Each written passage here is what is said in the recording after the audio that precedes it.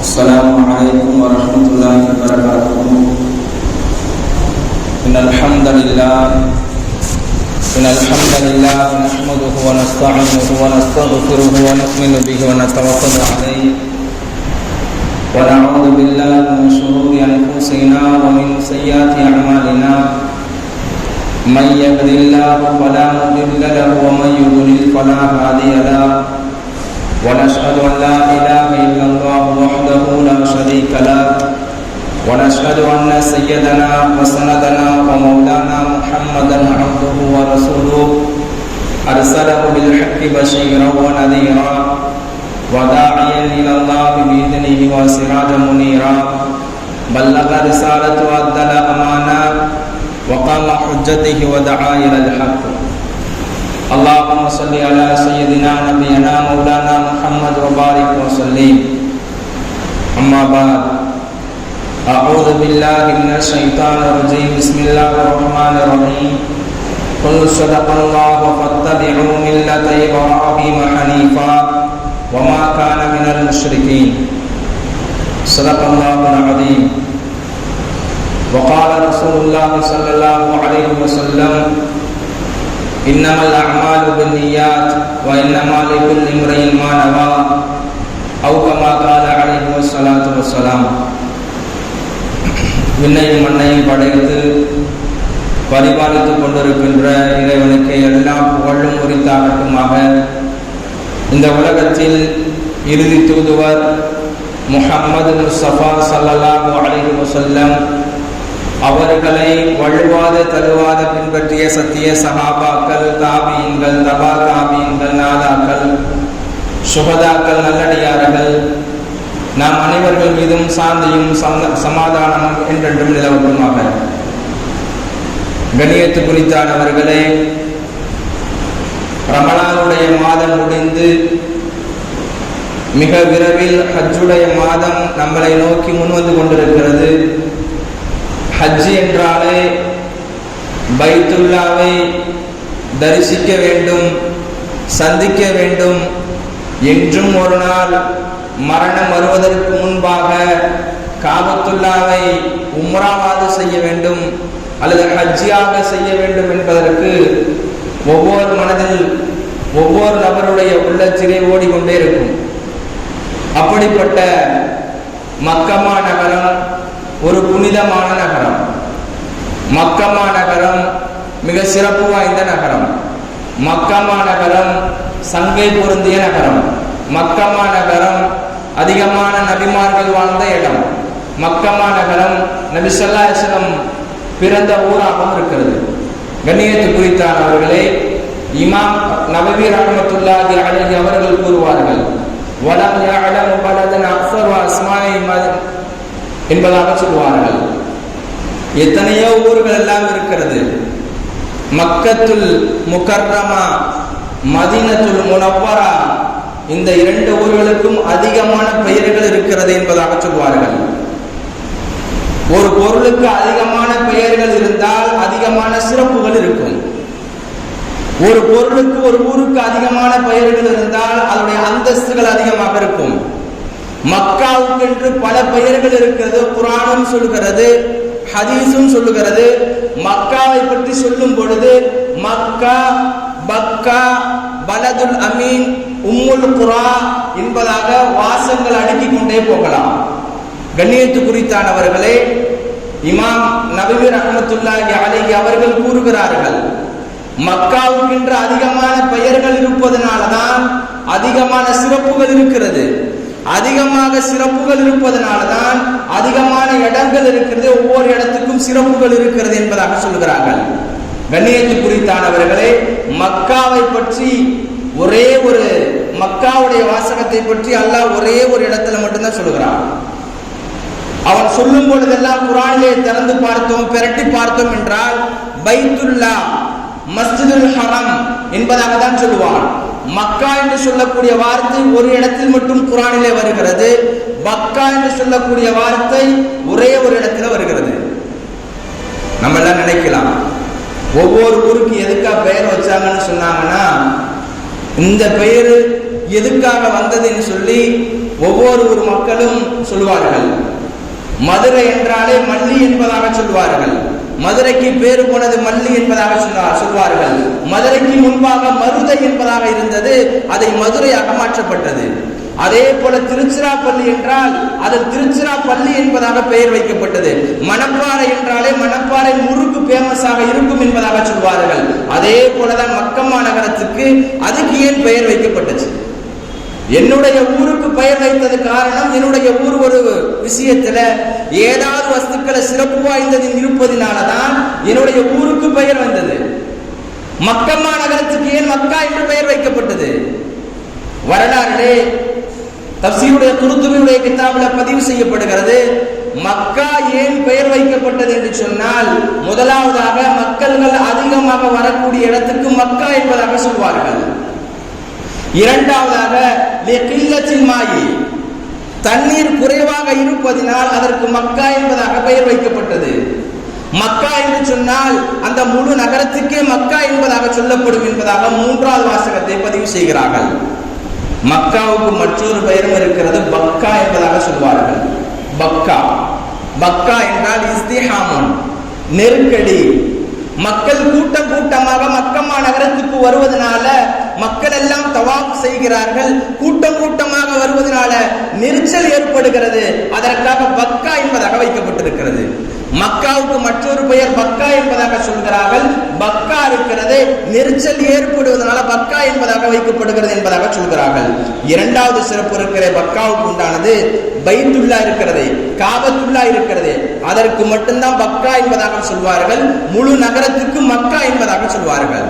கண்ணியத்து குறித்தானவர்களே, மக்காவுக்கென்று சிறப்புகளும் இருக்கிறது, மதினாவுக்கென்று சிறப்புகளும் இருக்கிறது, மக்காவுக்கென்று அதிகமான பெயர்கள் இருக்கிறது என்பதாக வரலாற்றிலே பதிவு செய்யப்படுகிறது. மக்காவுக்கு மூணாவது சிறப்பு இருக்கிறது, பெருமையாக இருக்கக்கூடியவன், பெருமையாக நடக்கக்கூடியவன். காபத்துல்லாவை தரிசிக்க செல்கிறான், அவனுடைய பெருமை எல்லாம் குறைந்து விடுகிறது.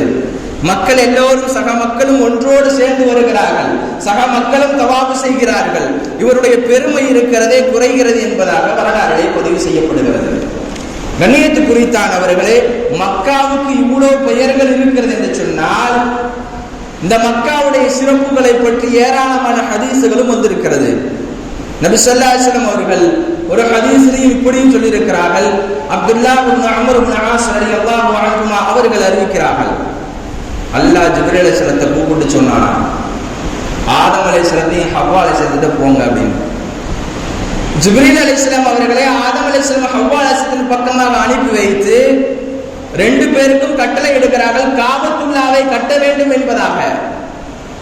காபத்துல்லாவை கட்டுகிறார்கள் ஆதம் அலைஹிஸ்ஸலாம் அவர்கள். அதற்கு பிறகு ஒரு கட்டளை வருகிறது, காபத்துல்லாவை நீங்கள் தவாப் செய்ய வேண்டும். காபத்துல்லாவை கட்டிய பிறகு காபத்துல்லாவை நீங்கள் தவாப் செய்ய வேண்டும். தவாப் செய்த பிறகு அந்த ரிவாயத்திலே பதிவு செய்யப்படுகிறது, அந்த அவ்வலுன் நாஸ், மனிதர்களே முதலாம் உள்ளவர்கள் நீங்கள் தான், மனிதர்களே முதலாம் உள்ளவர்கள் நீங்கள் தான் என்பதாக வருகிறது. வஹாதா அவ்வலு பைத்தின், பள்ளிவாசலிலே முதலாவது பள்ளிவாசல், முதலாவது இடம், முதலாவது ஆலயம், உதிய லின்னாசி, மக்களுக்காக கட்டப்பட்டது காபத்துல்லா என்பதாக வருகிறது. கண்ணியத்து குறித்தானவர்களே, முதல் மனிதர் ஆதம் அலைஹிஸ்ஸலாம், முதல் பள்ளிவாசல் காபத்துல்லா. இதை காபத்துல்லாவை முதல் மனிதராக படைக்கப்பட்டு அல்லாஹ் நபியவர்களை ஆதம் அலைஹிஸ்ஸலாம் அவர்களை முதலாவது மனிதராக படைத்து அவரை அந்த காபத்துல்லாவை கட்ட சொல்லி அதனை தவாப் செய்ய சொல்லி வணக்க வழிபாடுகளை எல்லாம் செய்ய சொல்லி முதலாவது மனிதர் என்பதாக சிறப்புப்படுத்துகிறான், முதலாவது பள்ளிவாசல் என்பதாக சிறப்புப்படுத்துகிறான். கண்ணியத்து குறித்தானவர்களே, காபத்துல்லா இருக்கிறதே ஒரு சங்கை பொருந்தியது என்பதாக வருகிறது. குர்ஆனிலே மற்றொரு இடத்தில் அல்லாஹ் சொல்லுகிறான், வைதா ஜஅல்னல் பைத்த மஸாபத்தல் லின்னாஸ், நாம் காபத்துல்லாவை நாம் ஆக்கியிருக்கிறோம் மக்களுக்காக வேண்டி திரும்ப திரும்ப வருவதற்காக, ஒரு முறை ஹஜ் செய்வதற்காக அல்ல, ஒரு முறை உம்ரா செய்வதற்காக அல்ல. மஸாபத்தல் லின்னாஸுடைய பொருள் என்னன்னு சொன்னா, திரும்ப திரும்ப சந்திக்க வேண்டும், திரும்ப திரும்ப காபத்துல்லாவுக்கு போக வேண்டும். காபத்துல்லாவை பார்க்கலாம். இப்னு அப்பாஸ் ரலியல்லாஹு அன்ஹு அவர்கள் சொல்வார்கள், ரயீசுல் முஃபஸ்ஸிரின், உங்களுக்கு அடிக்கடி நான் சொல்லியிருக்கிறேன், தஃசீருடைய கலைகளை தேர்ச்சி பெற்றவர்கள் இப்னு அப்பாஸ் ரலியல்லாஹு அன்ஹு அவர்கள். ஒரு ஆயத்து எந்த இடத்துல இறக்கப்பட்டதுன்னு சொல்லி இப்னு அப்பாஸ் ரலியல்லாஹு கேட்டா கரெக்டா சொல்லுவாங்க. அவங்க சொல்லுகிறார்கள், இப்னு அப்பாஸ் ரலியல்லாஹு அன்ஹு அவர்கள் சொன்னார்கள், சும்ம யர்ஜிஊன இலா அஹ்லிஹிம் சும்ம யஊதுன இலைஹி. காபத்துல்லாவை சந்திக்கிறாரு, மறுபடியும் வீட்டுக்கு போறாரு, மறுபடியும் காபத்துல்லாவுக்கு வரணும், மறுபடியும் காபத்துல்லாவுக்கு திரும்பி வரணும். நீங்கள் கண் பார்வையற்றவர்களை பார்க்கலாம். உம்ரா செய்ய போனவர்கள், ஹஜ்ஜிக்காக சென்றவர்கள், அதே போல தன்னுடைய யூடியூப்ல தன்னுடைய டிவியில பார்த்திருக்கலாம், கண்ணு பார்வையற்றவரை பார்த்திருக்கலாம், உடல் ஊனமுற்றோரை பார்த்திருக்கலாம், செல்வத்தில் வறுமையிலாக இருப்பார், செல்வம் இருக்காது, அப்படிப்பட்ட மனிதர் எல்லாம் ஹஜ்ஜிக்காக போவாரு. அவர் செய்யக்கூடிய துவா என்ன தெரியுமா? தவாஃப்லாம் செஞ்சு முடிச்சுட்டு கடைசியாக ஊருக்கு திரும்புவதற்கு முன்பாக ஒரு வார்த்தை சொல்வார், யா அல்லாஹ், என்னுடைய பயணத்தை இதோட நிறுத்தி விடாத, மறுபடியும் என்னுடைய ஆலயத்துக்கு நான் வரணும், என்னுடைய பயணம் இருக்கிறத இறுதி பயணத்தாகவே ஆக்கி விடாதே, இந்த மாநகரத்துக்கு இந்த காபத்துல்லாவுக்கு நான் திரும்பி வர வேண்டும் என்பதாக ஒவ்வொரு ஹாஜிமார்களும் ஒவ்வொரு உம்ரா செய்யக்கூடிய நபர்களும் கடைசியாக தவாப் செய்யும் பொழுது இந்த வார்த்தையை தான் கூறுவார்கள். நீங்க பார்க்கலாம், நீங்க அவரிடத்துல கேட்டீங்கன்னு சொன்னால், யா அல்லாஹ், என்னுடைய உயிரை எடுத்து விடாதே, என்னுடைய ரூகை கைப்பற்றி விடாதே, மறுபடியும் இந்த ஆலயத்துக்கு வர வேண்டும், மறுபடியும் இந்த ஆலயத்தை நான் சந்திக்க வேண்டும், மறுபடியும் நான் தவாப் செய்ய வேண்டும், வணக்க வழிபாடுகள் எல்லாம் செய்ய வேண்டும் என்பதாக கடைசி தவாஃபிலே கடைசி துவாவிலே அந்த மனிதனுடைய துவா இதாக தான் இருக்கும்.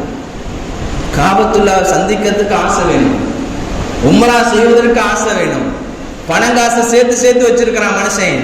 இன்றைய காலத்துல ஹஜ்ஜி கடமையாயிருச்சுன்னு சொன்னா அதை முற்படுத்த மாட்டேங்கிறான். நபி ஸல்லல்லாஹு அலைஹி வஸல்லம் சொன்னார்கள், தஅஜ்ஜிலு, ஹஜ்ஜி உங்களுக்கு கடமையாக்கப்பட்டா நீங்க விரைவுபடுத்திக் கொள்ளுங்கள். யார் ஹஜ்ஜை விரிவுபடுத்தவில்லையோ, யார் துரிதப்படுத்தவில்லையோ அவர் குற்றவாளி, பாவி என்பதாக வருகிறது. பிள்ளைக்கு கல்யாணத்துக்கு நகை சேர்க்கிறதுக்காக ஒரு 5 லட்சம் வச்சிருக்கேன், வீடு கட்டுவதற்காக ஒரு 4-5 லட்சம் வச்சிருக்கேன், கொஞ்சம் கொஞ்சமா சேர்த்து வச்சு 10 லட்சம் வந்துருச்சு. இப்ப என்ன செய்யறதுன்னா ஹஜ்ஜி கடமை ஆயிருச்சு, ஹஜ்ஜிக்காக போகணும். காபத்துல்லாவுடைய திரையை பிடிச்சு மன்றாடணும், யா அல்லாஹ், என்னுடைய தேவைகள் என்னெல்லாம் இருக்கிறதோ அல்லாஹ்விடத்துல கேட்கணும். ராஸிக் என்பதாக வருகிறது குர்ஆனிலே. அல்லாஹ் உணவு கொடுக்கக்கூடியவன், அல்லாஹ் தான் பொறுப்பாளி. கண்ணியத்து குறித்தானவர்களே, காபத்துல்லாவை சொந்த ஊரான நபி ஸல்லல்லாஹு அலைஹி வஸல்லம் மக்கா மாநகரம் காபத்துல்லா. நபி ஸல்லல்லாஹு அலைஹி வஸல்லம் அவர்கள் காபத்துல்லாவிடத்துல காபத்துல்லாவில் இருக்கும் பொழுது கூட அந்த விஷயத்தை சொல்லி காட்டுவார்கள்.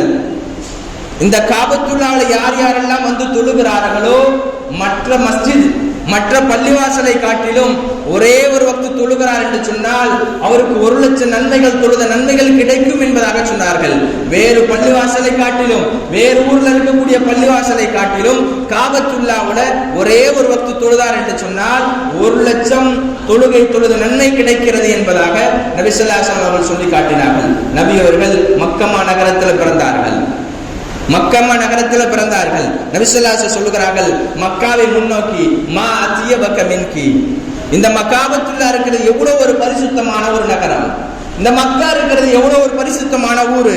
வா ஹப்பகி இலைய, எனக்கு ரொம்ப பிடித்தமான ஒரு மக்கா நகரம். கேட்டா சொல்லுவாங்க, சொந்த ஊரை விட்டு எங்கேயுமே போக கூடாதுன்னு, சொந்த ஊர்ல தானே மஃபாத்தாகணும், சொந்த ஊர்ல தான் வாழணும், என்னுடைய ஊர் என்னுடைய பெருமை எனக்கு தான் தெரியும், விட்டு கொடுக்க மாட்டாங்க. நபி ஸல்லல்லாஹு அலைஹி வஸல்லம் இருக்கிறார்களே, வா ஹப்பகி இலைய, எனக்கு பிடித்தமான ஊர் என்னுடைய சொந்த ஊரான மக்கா நகரம் என்பதாக சொன்னார்கள்.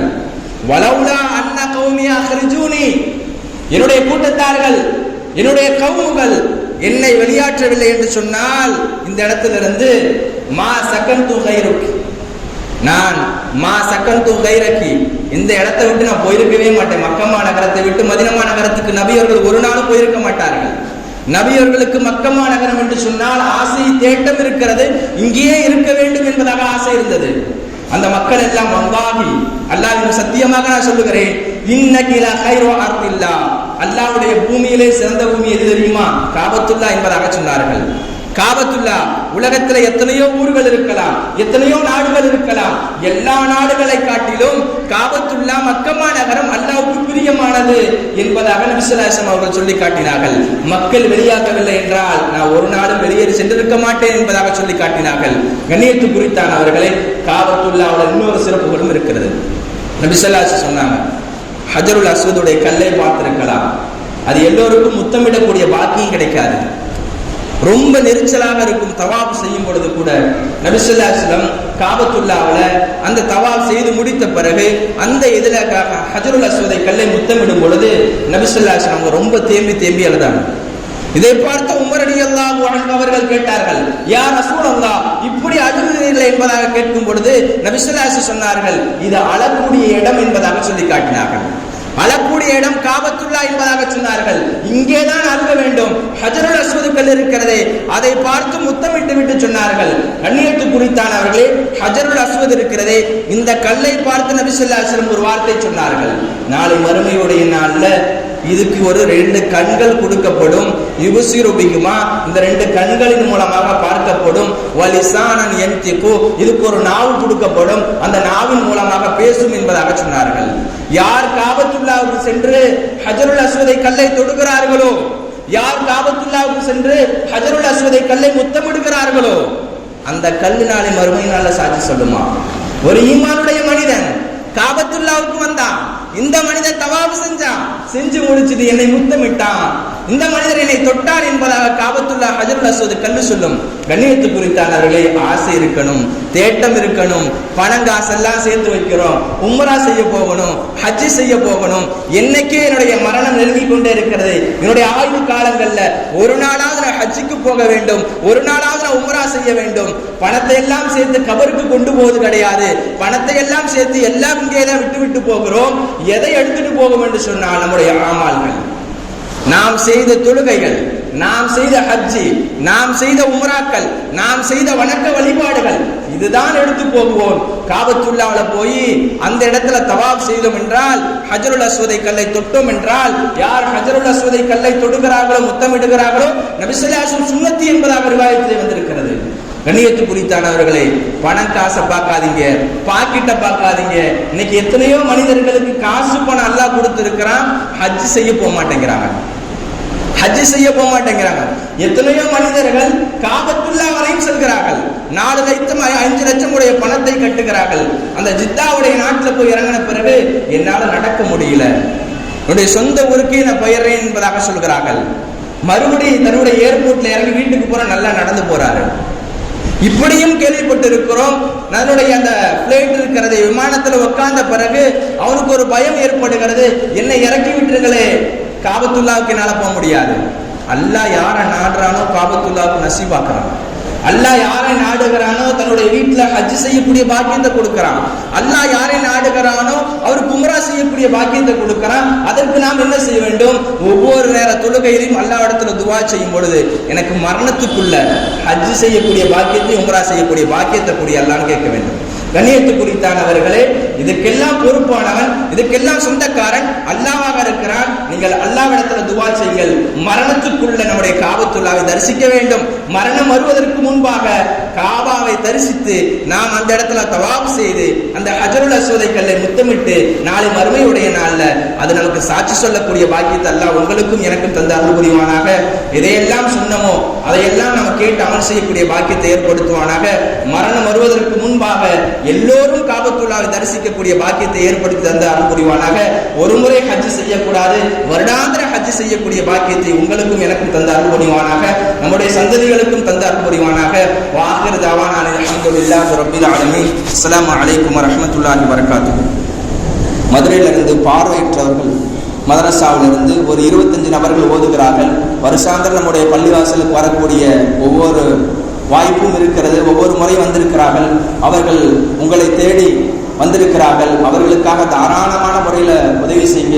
இதில் கண் பார்வையற்றவர்கள் இருக்கிறார்கள், உடல் ஊனமுற்றவர்கள் இருக்கிறார்கள். இவருடைய சாப்பாட்டுக்காக வேண்டி, இவருடைய ஆடைகளுக்காக வேண்டி, உண்ணக்கூடிய உணவாக